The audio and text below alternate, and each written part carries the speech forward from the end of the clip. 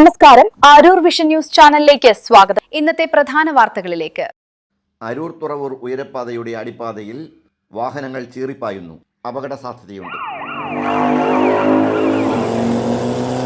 അരൂർ തുറവൂർ അടിപ്പാതയിൽ വാഹനങ്ങളുടെ അതിവേഗ പാച്ചിൽ. ജീവൻ പണയം വെച്ച് കാൽനടയാത്രക്കാർ. സിഗ്നലുകളും വേഗനിയന്ത്രണവും അടിയന്തരമായി നടപ്പാക്കണമെന്ന ആവശ്യം. അരൂർ തുറവൂർ ഉയരപ്പാതയുടെ അടിപ്പാതയിൽ ഇരുവശത്തുമുള്ള റോഡുകൾ അറ്റകുറ്റപ്പണികൾ പൂർത്തിയാക്കി നന്നാക്കിയതോടെ പ്രദേശത്ത് വാഹനങ്ങളുടെ അതിവേഗ പാച്ചിൽ. റോഡിന്റെ ഉപരിതലം സുഗമമായതോടെ ചെറുതും വലുതുമായ വാഹനങ്ങൾ അമിതവേഗതയിൽ പായുന്നത് കാൽനടയാത്രക്കാരുടെ ജീവന് ഭീഷണിയാകുന്നു. നിർമ്മാണ പ്രവർത്തനങ്ങളുടെ ഭാഗമായി മാറ്റിയ പ്രധാന കവലകളിലെ ട്രാഫിക് സിഗ്നലുകൾ ഇതുവരെ പുനഃസ്ഥാപിച്ചിട്ടില്ല.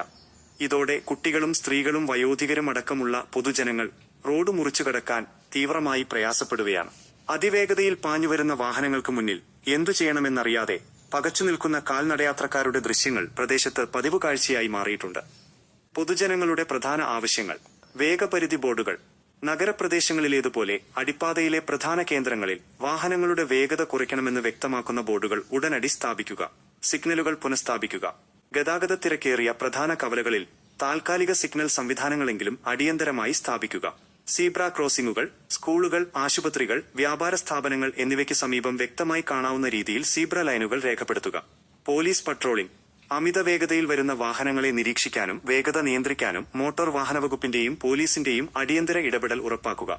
വലിയൊരു ദുരന്തം സംഭവിക്കുന്നതുവരെ കാത്തുനിൽക്കാതെ ബന്ധപ്പെട്ട അധികാരികളും ഹൈവേ അതോറിറ്റിയും അടിയന്തരമായി ഇടപെട്ട് വേഗനിയന്ത്രണ നടപടികൾ സ്വീകരിക്കണമെന്നാണ് നാട്ടുകാരുടെയും യാത്രക്കാരുടെയും ശക്തമായ ആവശ്യം.